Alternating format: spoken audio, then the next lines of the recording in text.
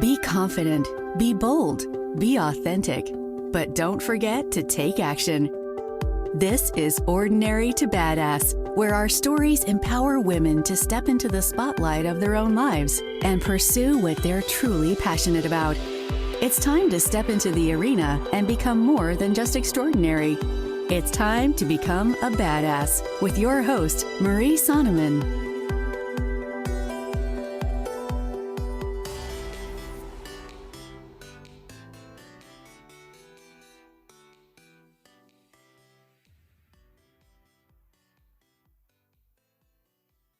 Welcome to Ordinary to Badass, episode number 104. In this interview, I talked to Roz Savage. Roz is such a badass. I can't freaking wait for you to hear this episode. She has so many good stories to share, like rowing several different oceans to include the Atlantic Ocean for 154 days on a small little boat. 2 of her oars broke. She just has so much to share and so many actionable steps. I think that's my favorite part, is all of the actionable steps that you can take through the hard times. And she also talks about The Gift of Solitude, her new book. How can you deal with solitude during coronavirus? It's so applicable to what's going on right now. So if you're struggling with coronavirus, you may want to check out her new book, or definitely this episode. Now, let's switch and talk about something else. All right, let me start this off with a little story. So today I was talking to someone about Ordinary to Badass, and we were talking about personal finances, and she asked me, well, how about the feminine? Do you address that at all? And at first I misunderstood her, and I thought she was talking about like the big thing seems to be like the divine feminine, or, you know, men have a masculine and a feminine, and women have a masculine and a feminine side of them. But that's not at all what she was talking about. I completely misunderstood her. After talking to her for a little bit, she was like, no, like the females handling money. She goes, sometimes it's defaulted to the guy to handle money. She goes, what's your perspective on that? And do you talk about it? Here's the thing. I do talk about it. I wrote about this in my upcoming book, Ordinary to Badass Personal Finances.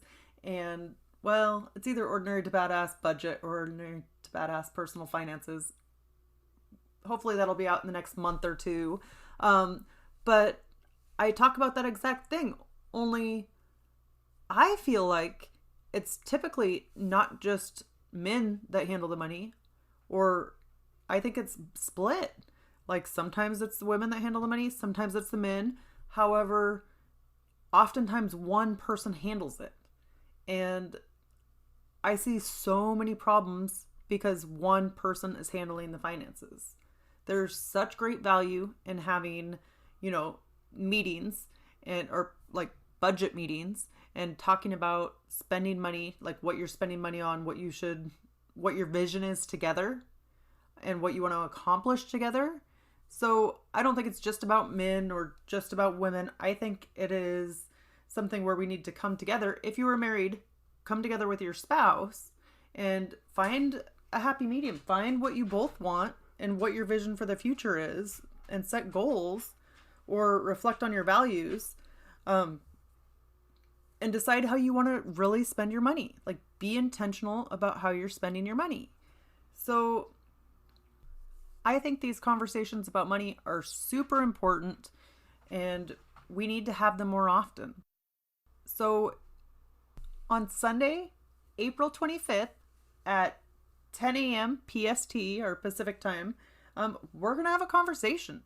I'm going to be hosting a masterclass, and I want you to be there. We're going to talk about color coding your budget. This way, you'll know how to create a budget, but I am particularly a fan of color coding your budget, my system that I created to make it simple. Because if you don't know, I paid off $106,000 in debt in just under 2 years. And I really struggled with it. And I struggled with the math and struggled with the getting in the right headspace. So I think that it's so important. And I tried to make it or break it down and make it as simple as possible, but I want to teach you how to color code your budget. I want you to be able to pay off $106,000 in under 2 years, or however much debt you have. I know that you can do it. So if you have any desire whatsoever to pay off debt, I know that a simple budget can do it for you. And how do I know? Not just because I did it, but I taught my mom. All I did was sat down and created a budget with her, and then she was able to pay off her debt, including her mortgage, in just a short amount of time, like a couple years. And that's crazy, right? So if you feel like you're struggling at all with your personal finances, if you're in debt, definitely come on Sunday, 10 a.m. Pacific time, and join us. Join us for this masterclass. I would love to see people's progress and hear your stories. So, I can't say enough. I would love to have you there on Sunday. If you are at all interested, hit me up on Instagram, slide on into my DMs. I'm at Ordinary to Badass, and tell me, show me the money. I don't know. I'm a Jerry Maguire fan, so I thought that would work. But yeah, definitely send me a DM on Instagram. Say, show me the money. I would love to have you join this masterclass on Sunday the 25th at 10 a.m. Pacific time. It would mean the world to me. Let's get you out of debt, yeah? All right, let's get to the episode.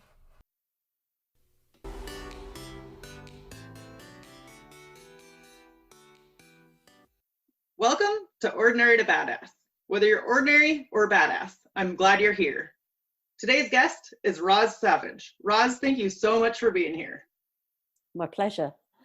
Been looking forward to it. So before we go any further, I have got to ask you, do you consider yourself ordinary or badass? It's a great question. I would say that I am ordinary, but I've been lucky enough to do some pretty badass things. Tell us about some of those badass things. Well, they consist mostly of rowing alone across extremely large bodies of water, like the Atlantic, Pacific, and Indian Oceans, alone. So I've spent in total about 520 days and nights of my life alone on a 23-foot rowboat, rowing 12 hours a day across many thousands of miles of ocean. That's insane. Did you ever see yourself that is insane. Did you ever see yourself doing that, like before you ever did it, or like growing up? Is that a dream you always had? Oh, I was probably girl least likely to row across oceans when I was growing up. I was a real bookworm, bit of a teacher's pet. I was actually absolutely crap at sports when I was at school. Nobody wanted me on their team because I couldn't catch and I couldn't throw and I couldn't run fast. But I suppose I was quite good at what I call Forrest Gump type sports, which is where somebody says, run, Forrest, run. And, he just starts running. And then at some point, somebody tells him to stop. I was okay at those sort of endurance things that nobody else wanted to do. But no, I was not sporty. I wasn't a tomboy. I wasn't particularly brave. No, it really was quite a radical change of direction. Even throughout my 20s, I was a management consultant working in an office in London. So again, it's not what you would have seen coming at all. But life had other plans for me, evidently. I love that. I love how things end up working out, even if you don't see it in advance. So can you share with the audience a little bit about yourself? Yeah, well, my life could have turned out so differently. Throughout my 20s, I just really wanted to fit in. I'd really bought into this idea that having a good job and especially a good salary can make you happy. That was very much the message that I internalized growing up in the 80s. And it took me about 13 years to admit that actually all these things that were meant to make me happy were not making me happy. And I suppose that's privilege on my part. I was lucky enough to find out from first-hand experience that having a nice house and a nice car and nice vacations and a moderately nice husband can get you so far. But the problem basically was I didn't know who I was. And so I was trying to fit into the mold of what a successful person ought to look like. And by the criteria of my time, I did pretty well at that. I'm really good at jumping through other people's hoops. I think this is maybe part of the danger of being good at passing exams when you're at school, that you end up doing things because teachers and parents are pleased with you than because they're things that you actually want to do. Like, you're jumping through all these hoops, but they're not your own hoops. And so when I was round about 30 years old, this was becoming a bit of an existential crisis. I didn't know what I wanted to be. I knew management consulting was not it. And what really brought it home to me was this exercise that I did one evening after a particularly bad day in the office. And it was inspired by Stephen Covey's 7 Habits of Highly Effective People. And habit number 2 is begin with the end in mind. And the exercise is to begin with the ultimate end in mind, which is our own death, which sounds kind of morbid, and right now in the time of coronavirus might, I don't know, maybe it's the best time to talk about death. But what this exercise really did for me, so what you were meant to do was to write 2 versions of your own obituary. How you wanted to be remembered and how you would actually be remembered if you carry on as you are. And I'd done all of these other exercises, you know, what colour is your parachute, all of that kind of stuff, trying to figure out what I wanted to be when I grew up. And it had never really worked. I'd completely failed to find anything that really inspired me. And what this particular exercise did was, with all the previous exercises, I'd started from where I was and had thought, well, what do I know how to do? What are my skills? What are my talents? What are my experiences? And what can I do with those? Which is actually unbelievably limiting. Whereas if you start from the other end, if you go to the end of your life and say, well, where do I want to be then? Hopefully quite a long time in the future. And then you reverse engineer from that. It actually opens up your imagination so much more. And the other really valuable thing that it does is that it reminds us that we are actually mortal, which when we're in our 20s and our 30s, I think we often kind of forget. We tend to assume that we have forever. And as current times are reminding us, we just really don't know how long we have. Right. And absolutely. It's really never too soon to start living the life that you want. So that exercise absolutely changed my life. And the person that I described in the fantasy version, it wasn't really about what I would do. It certainly wasn't about what I would own, which was far too much what had governed my life up to that point. It was really about how it would feel to be me. When I'm at the end of my life, how will I feel looking back? And I wanted to be able to feel proud and happy and grateful and kind of full of love for my friends and my family, and full of a sense of a life well lived. And this person that I described was a radically different person from who I actually was at that time. It was a confident, go-getting, courageous kind of person who just lived the heck out of life. And that was about it. It was really vague. It definitely didn't mention rowing across oceans. But it was like I'd sort of reconnected with my soul. It was like I'd said to my soul, what do you want? Like, what's your grandest vision for what we're going to do in this lifetime? And it was a very different thing from asking my ego the same question. Because I think when we answer from ego, it puts us in a very different place. It does tend to look a lot more like we're building a resume rather than building a fulfilling life. So I highly recommend that exercise. Just don't hold me responsible for the consequences. So what did that feel like after you wrote that? Like, what was the feeling inside of you, and did that move you to change? Oh, such a mixture. Because when I finished writing the fantasy version, I was so excited and inspired and uplifted and just enthused about everything. I was like, wow, let's go do this. And then ego went, no. Like, that's not possible. Like, you're married to this man who is not going to be on the same page with this. And where's your security? What about your job and your salary and your home and all of those things that sensible grown-ups are supposed to have? And on that occasion, ego, the fear voice, got the better of me. And I was like, well, this is just an impossible dream. Can't happen. So, let's just put it away and try to forget about it. So that's literally what I did. Shove those 2 pieces of paper in a drawer.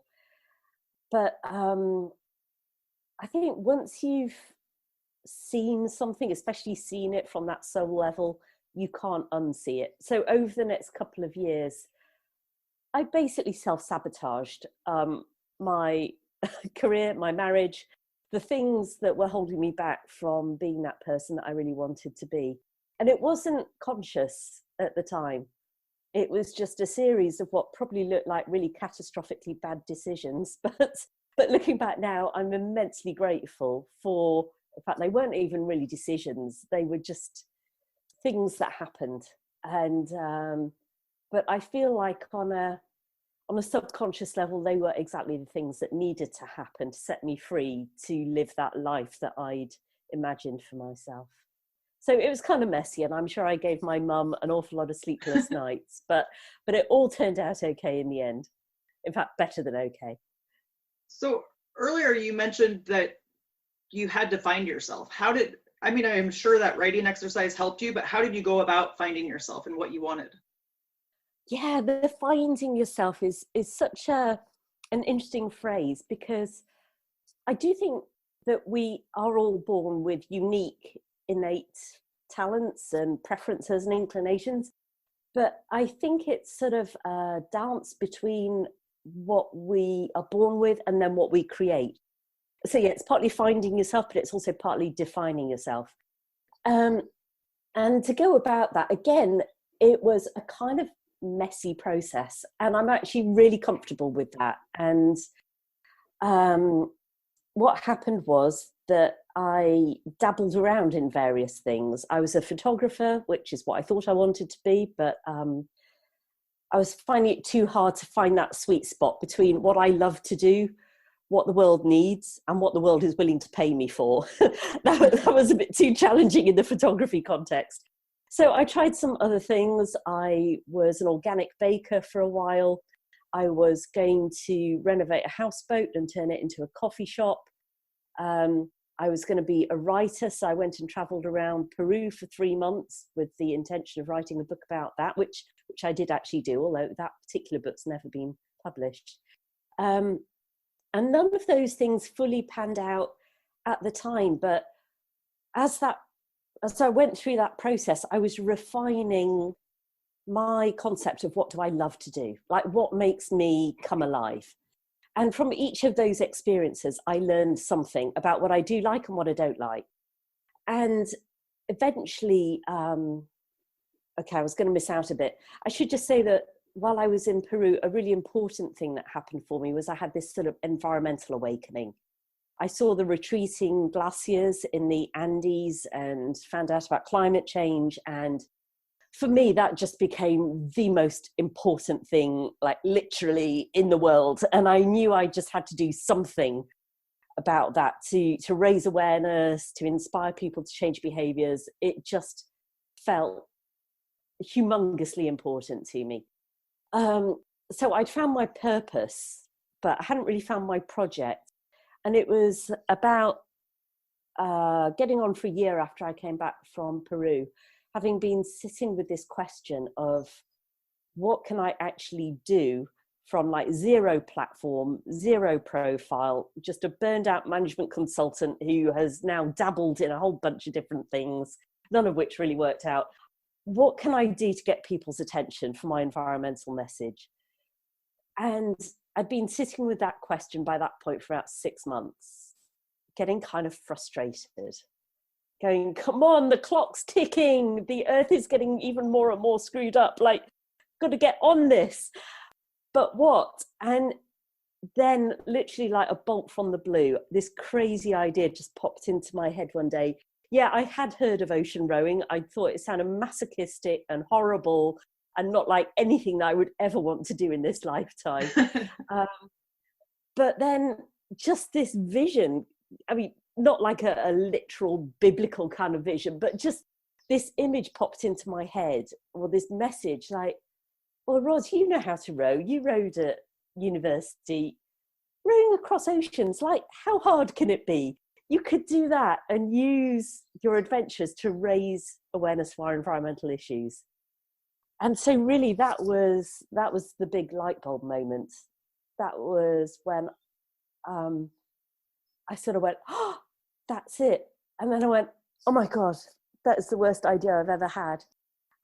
and I tried to make it go away, but at the same time I could see how it just ticked all the boxes. All of that work that I'd done during my years of dabbling, and the criteria that I'd narrowed it down to, of whatever I was going to put my heart and soul into, I just knew this was it. It did feel kind of like a calling. It did feel like I'd been asking this big question, saying, what can I do? I'm here, I'm ready, willing and able. Just give me a job to do that really is going to further that environmental message and will also help me to grow as a person. And the universe gave me an answer that was radically different from what I'd expected. But I could see a kind of insane perfection in it all as well. So that's what I did. How did you come up with rowing? Like, had you ever done rowing before, or how did you make the connection? I had rowed. I'd rowed pretty seriously when I was at university, but I, by this point, hadn't rowed in 10 years. Like I say, I don't really feel like it was me that made the connections. Yeah. You know, it's weird because I am a planner. I'm a, queen of Excel spreadsheets, and probably every single decision I'd made in my life before that point had been a process of cognitive analysis. It was very much a head process of, what goal am I trying to achieve and how can I get there? It was a very linear approach. And this was a completely different thing. This was just like lightning strike out of the blue. But I don't know if you or your listeners might have had this experience, that the best ideas we ever have are the ones that once they've landed, they seem so obvious. It's like, well, why didn't I think of that? But you know what? I really don't feel like I thought of that. It was like some bigger intelligence had this in mind for me. And I realize that sounds a bit metaphysical and esoteric, and it's not something that happens to me every day, that's for sure. But on that occasion, it really felt that that I'd been called. But I think that can happen to anybody, Yeah. And that's just my worldview. A more scientific person might go, well, you had been asking this question for a long time. You'd been reading about campaigning and, subconsciously all this had been percolating around, and then, you finally had your breakthrough and your insight. So it depends on your worldview, whether you want to believe in God or magic or science or whatever. But I just know it was probably the best idea I ever had in my life, and the worst at the same time. Yeah, but I also think sometimes things don't make sense looking forward when you're trying to figure it all out, but then looking back, it's like, oh, of course that was how it was supposed to work out, Then also, I'm a believer in like your intuition, or like listening to yourself. Sometimes you have to get quiet and really listen to what you really want, as opposed to what our head tries to tell us should be right. Yeah, I think especially in North America and Europe, we tend to be brought up in a very head-oriented kind of way. Yes. And we're meant to be sensible and rational about things. But I actually now absolutely acknowledge that my best decisions have come from intuition. And that's really something that I started experimenting with when I was in Peru. I'd just read the Celestine Prophecy, which, you know, is kind of a little bit corny, or a lot corny. But for me, that idea of trusting, quote, air quotes, coincidence, and trusting intuition, it was a really new idea to me. But I thought, well, you know, let's play with this idea for a while and see how it works out. And it worked out brilliantly. So now I really try to operate from primarily intuition, but using my head as the executive. So it's like the intuition is the CEO, but the brain is really, really good as like the COO, like to get stuff done. Right. I think Einstein said something like I'm going to get this a bit wrong, but basically he was saying that the brain is a great servant, a faithful servant, but a terrible master. So it's best when we choose our strategic direction from a more intuitive, heart-based place, right? And then go, over to you, brain, because clearly, like, you can't organize an ocean rowing expedition from intuition. You have to get really, really organized. I mean, this is where the Excel spreadsheets really came into their own. You know, I had to work out all of my finances and my training programs and what courses was I going to take and what did I need on that boat to keep me alive for months and months at sea. How many calories was I going to need every day? You know, I was absolutely meticulous in a very brain kind of a way when it came to the organization. But the direction had been set very much from that heart-led intuition. And it worked out really well. Yeah, I love that. And that's such good advice. Like, you don't have to take everything from your intuition, but at least maybe take your first guidance from that. So yeah, it's when heart and head are in alignment. I think that's when, because actually what happened in that first week after my sort of like lightning bolt were heart was going, hell yeah, like, let's do this. Brain was going, no. You know, it was that brain ego mind again going, this is a really horrible idea, like, forget all about it. So there was a toing and froing between the head and the heart for that whole week.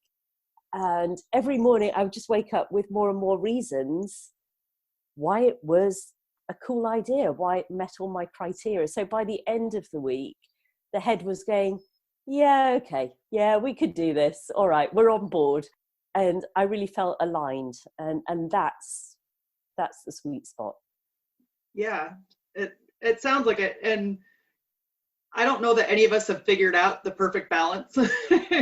You know, like, I think ideally it's like, yes, that's the sweet spot, but going through it seems to be a whole lot harder.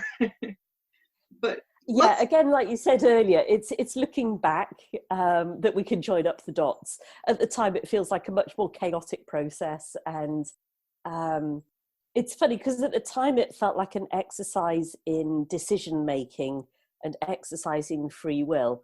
And yet looking back now, it seems completely obvious to me that that I would row across the oceans. Right. I mean, it just had to happen. Right. And I think really the crunch or the kicker or the deciding factor for me was all of that work that I'd done on myself, like from the obituary exercise through the dabbling around in various careers to the experimenting with the Celestine Prophecy kind of stuff.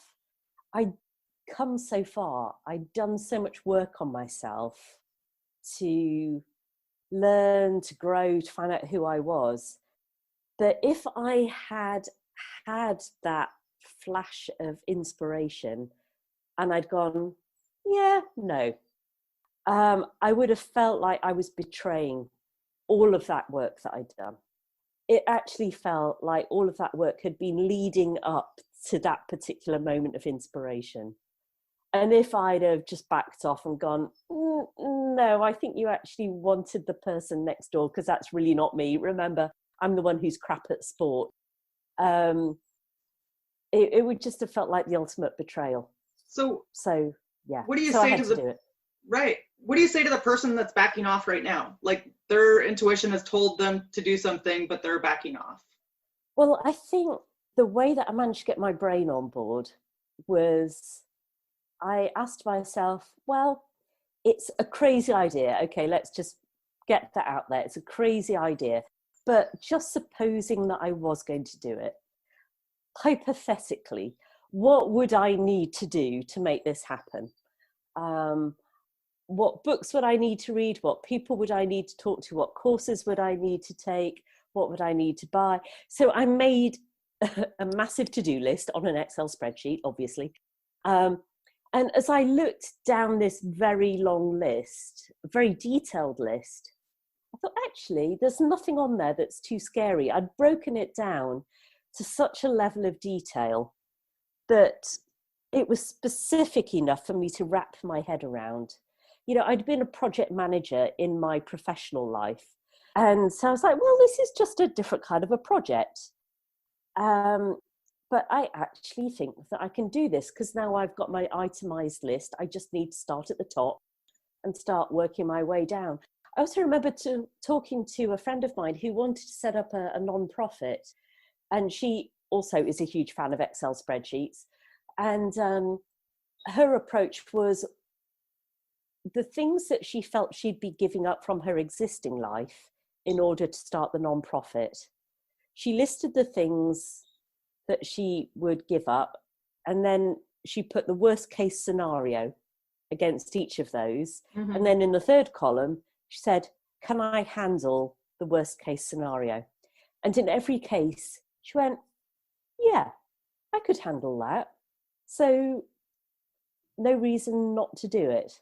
So I think when we're afraid of something, you know, she was afraid of what she would lose by transitioning out of a successful career into something very different.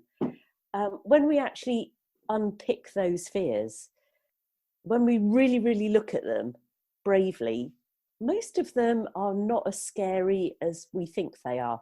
It's just when they're sort of buzzing around in our heads and we're like, whoa, right. It's all a bit scary in there. They seem bigger and louder and more important than they actually are. And when we write them down and analyze them, they kind of shrink. And we go, no, I can handle that. So yeah, that's how I deal with fear. I pin it down, I write it down, and just shrink it. And the other thing I just really like to say about that is, well, I taught a 1 semester course at Yale about courage, and I'm going to give you like the 5-second version of a whole semester course. Yes, I'd love to hear it. The 5-second version is, when your motivation is greater than your fear, that's when you're able to move ahead with courage. Because courage is not fearlessness. I mean, fearlessness is often stupidity.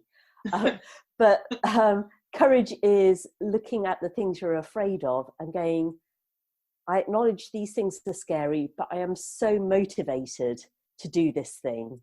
Ideally motivated by love, by passion, by enthusiasm, that I can actually overcome that fear. There you go. How do you keep up on motivation? Well, shall we say, on my first ocean crossing the Atlantic, motivation often flagged, like every single day. In fact, every single rowing shift of every single day. It was really, really hard. I picked a terrible year to row the Atlantic. The weather was atrocious. All of my oars broke before halfway. In fact, all sorts of stuff broke. Stereo, satellite phone, everything. It was an absolute sufferfest. And my motivation took a really, really big hit. And just thank God, it's logistically very hard to quit in the middle of an ocean. You know, if I could have caught the bus home, I totally would have done. But you just can't. Something that really, really helped me was staying connected to the bigger picture, like the environmental mission and also my personal mission to grow as a person. That was really, really important to me. And I really needed both of those. I needed the bigger picture purpose, but I also needed the personal purpose, because some days one worked and other days the other one worked. I also found out the hard way that if I tried to look too far ahead, I would just go into meltdown. I would start imagining all of these terrible things that could happen in the future. Or I would think of just how damn long it was going to take me to get to the other side of the ocean. And I would just get completely freaked out by it. And it doesn't help. So I developed what I call my bifocal approach, which is, bifocal glasses that older people wear. So through the top half of the lens, that's for long distance vision. So I would have my vision of my goal, whether that was reaching the other side of the ocean or this new life I was crafting for myself, or that obituary exercise, that version of me that I was aiming for. And then through the bottom half of the lens, I would focus on what do I need to do right here, right now, to get myself a little bit closer to that. But there is no lens for in between right now and the long-term vision. And that was good because I would just melt down if I think we all do that. It's very easy. Again, it's that damn brain thing. It loves to extrapolate into the future and say, well, if I'm feeling a bit tired now, then, in another 1,000 miles from now, I'm going to be even more exhausted. But actually, it doesn't really work that way. So I still take that approach no matter what I'm doing. And by the end, like by my third ocean, which was my longest single voyage, it was 5 months non-stop, alone at sea without seeing another person or seeing dry land. I'd got the whole thing really down to a fine art. I could really just take it one day at a time. So although it was 154 days, in a sense, it was one day 154 times. And I think that's what we have to do, whether it's setting up a new business or or parenting teenagers or whatever it is. Like, eventually everything passes and it's keeping our eye on the vision of the end game and then just what do I need to do right now. I think that's so powerful, the one day 154 times. It's important to put things into perspective. Now, your journey sounds, I don't want to say romantic, but like it sounds like idealized, like, oh, that's so cool. And don't get me wrong, I think it's hands down amazing. But people forget the struggles that happen along the way to get there. So when you were, I think it was the Atlantic Ocean, when both of your oars broke, can you take us back to that second when your second oar broke and how you were feeling and how you moved on? Well, actually, of course, I had spare oars with me because redundancy is good. Well, I won't repeat what I actually said, as each successive oar broke. It's unrepeatable. But there was definitely a sense of this was not the plan. And not just the oars, but I'd planned to use music to help boost my mood. But I was reliant on solar power for all of my electrical stuff. And for the first month, there wasn't enough sunshine to power anything other than the bare essentials, which were GPS, water maker, and satellite phone. And then once the sun came out, I had about 2 days of music, and then the stereo stopped working, and I opened it up, and it was just all rusted away inside. So that was a bummer. Camping stove broke. Just everything that could go wrong did, basically. And it was really hard. I felt like I was on a mission to help Mother Nature, and Mother Nature was not showing too much gratitude because not only was everything going wrong on board the boat, but it was the roughest year ever on the Atlantic since records began. Massive waves that would tip the boat right onto its side, and it was also the waves that broke all the oars. It wasn't my brute strength, sadly.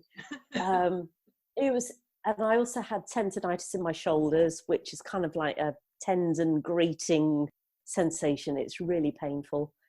But even worse than that, with the saltwater sores on my bottom that are just miserable. I mean, just imagine having your bottom covered in the biggest zits that you can picture, and then having to sit on them. Right. It really hurts. So it was incredibly hard, and I also had so much psychological maturing to do, and just unbelievably challenging. Again, coming back to what we were saying earlier about it's only afterwards, looking back, that you see how things happen for a reason. Right. When I was on the Atlantic, I was just pissed off. I was like, it wasn't meant to be like this. Exactly. Like you just mentioned, I had this romantic ideal of how it was going to be this beautiful connection with nature. And, there were moments of that, but mostly it was really, really hard and phenomenally boring. And all of those little inner voices, like the inner critics, they were having a field day. Just so hard. And when I finished that voyage, I knew that I had grown a lot. And I thought at the time that I had grown despite all of the things that went wrong. And it was only about 10 years later that I realized that I grew so much because of all the things that went wrong. Yes. That if everything had gone smoothly and beautifully and exactly how I'd romantically envisaged it, I wouldn't have learned anywhere near as much as I did about who I am and what I'm capable of, and what I can do when push really comes to shove. So Yes. It took a long time to be grateful for those gifts, but I got there eventually. Can you tell us about your mindset and how that has led to your badassery? I think that there are so many aspects to that. There were some things, some little thought games that I would play that helped me just to get through those moments when I was really hitting a massive slump in motivation. One of them was to see myself as the hero of my own story, which sounds really pretentious. But what I mean by that is that when everything was just going to hell, I would sort of step outside of myself, because I knew, and it helped, I think, that I was planning to write a book about this later. So I would pretend that I was writing the book right now. So I would sort of describe what was going on as if I was writing it for the book rather than living through it in that moment. And narrating it, even kind of in the third person, would help me to step outside of what was happening right then. Because, when you're in the panic and the fear and the depression, it's so easy to get really caught up in your own thoughts. It takes over. It really does. And you really attach to your emotions because they're so real, they're overwhelming you. And somehow by narrating it, it allowed me to not be quite so attached to my thoughts and to my emotions, but to see it a bit more objectively.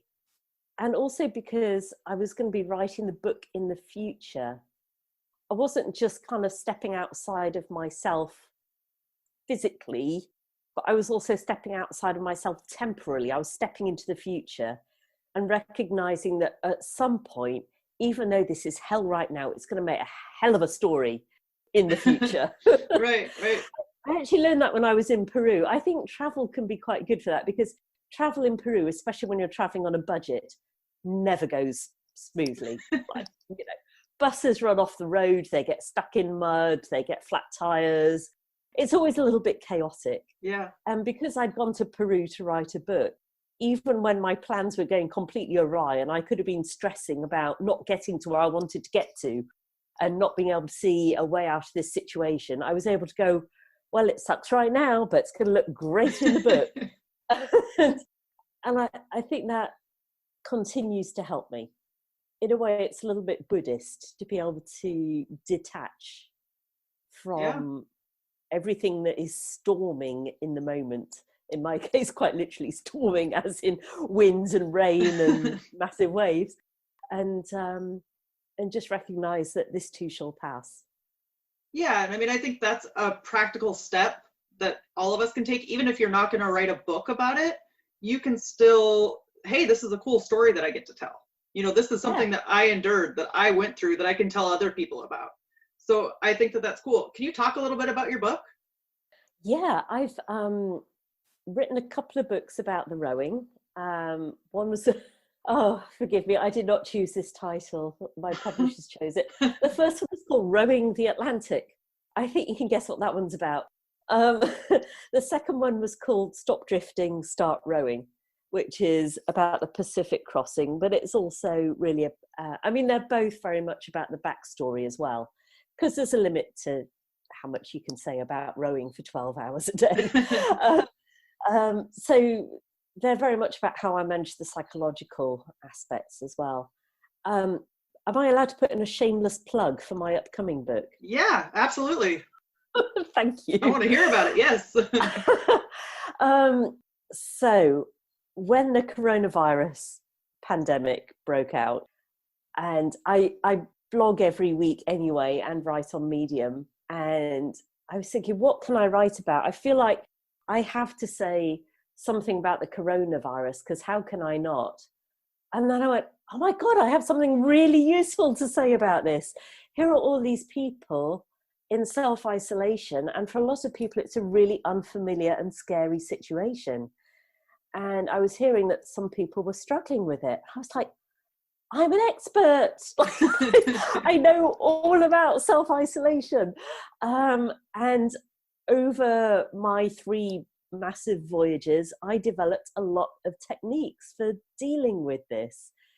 For someone who actually, on the Myers-Briggs thing, I'm sort of on the border between introvert and extrovert. So I'm not an extreme introvert. It hasn't always come naturally to me to be alone.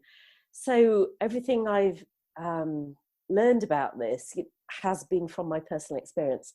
So I have just about finished a book called The Gifts of Solitude that I've written super fast, because I want to get it out there to help people while it's still timely.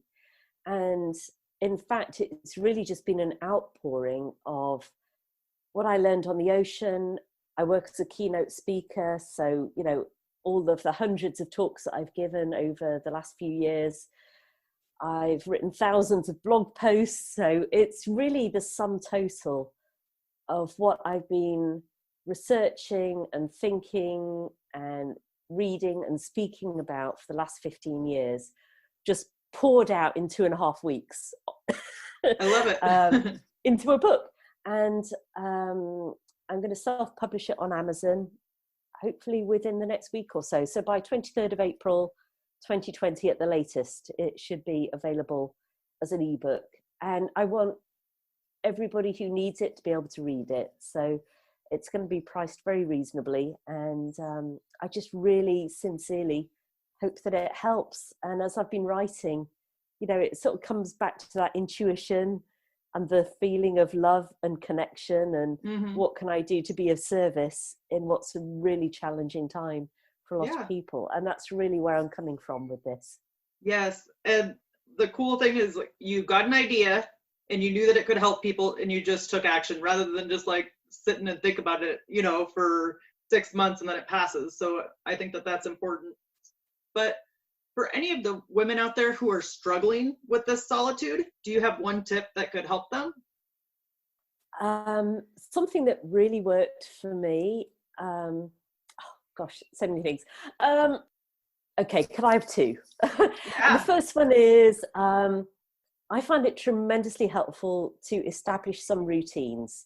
If you're feeling a bit untethered and a bit afraid, I found that as I did on the boat, if I stuck with the routine of 4 shifts of rowing for 3 hours with an hour off in between, just establishing some routine made everything seem so much more manageable.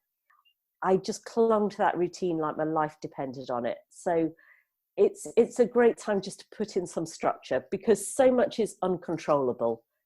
So we need to control what we can. Right. And then if I had to pick one other, it would be talking out loud, which sounds a bit crazy, but actually it really, really helped me, because I did find that when I got into that emotional thought spiral, like the spiral of death, Yes. I felt like I was just going down the drain. If I started talking out loud about what I was afraid of, it somehow diminished the fear. Just to give it a name, you know, to say, right now I'm feeling afraid about this.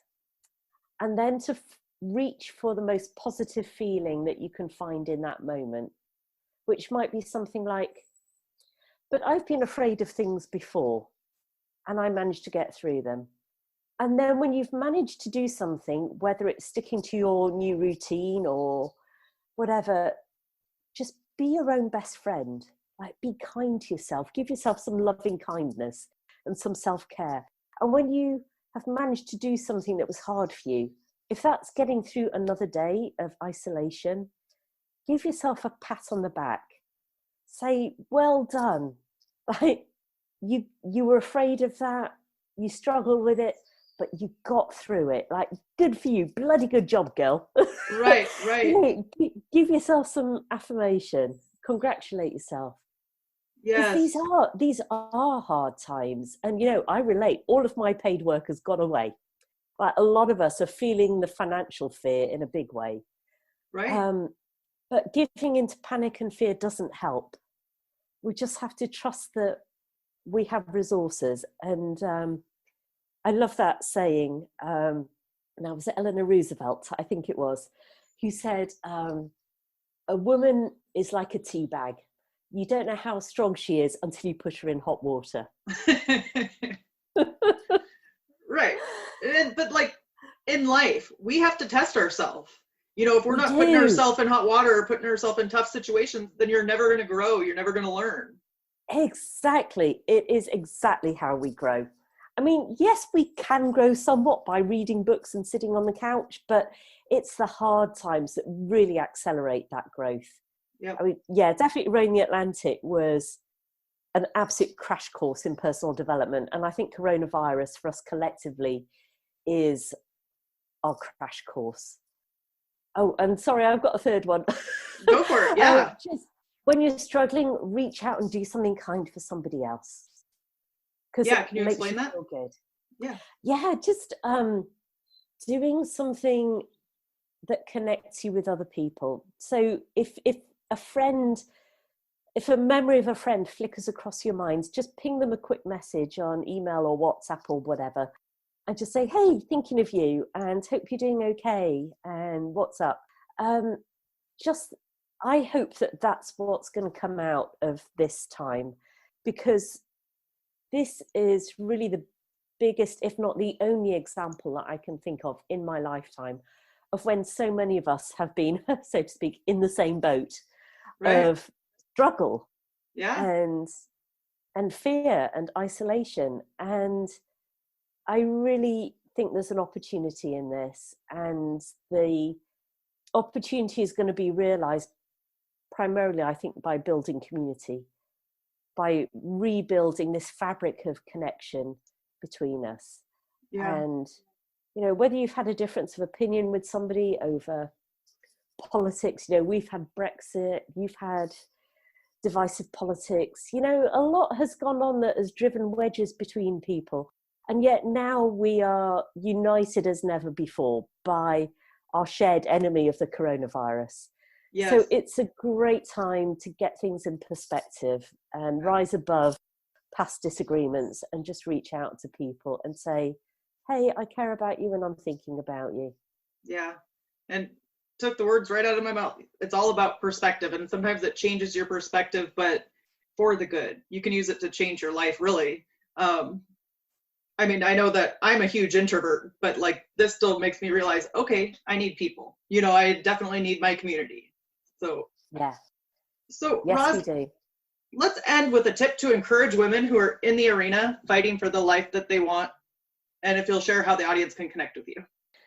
Yeah, well, I would love to support anybody who's on that journey to find what, you know, just really will make them smile, make them feel love, make them feel connection. And when they get to the end of it all, make them able to look back without any regrets and hopefully with a whole load of pride. So please let me know, how I can support you, dear listener. You can contact me. I suppose my central repository always is at rozsavage.com. That's R-O-Z or Z, depending on where you are. Savage, just like it sounds, .com. And there are links there to the Gifts of Solitude and also to my women's non-profit organisation called the Sisters, which is very much about building resilience, both individually and collectively, as we go through these interesting times, both with the coronavirus and beyond. So please do feel free to reach out, and it is all about connection, whether it's coronavirus or otherwise. We're all in this together. We are all humans being, and I think we all owe it to ourselves to be everything that we can be, to keep on growing. And, things are hard, but hard things are good. Yes, so good. I love that. Roz, thank you so much. I've enjoyed hearing your story. You are a total badass. Thank you. I'll take that.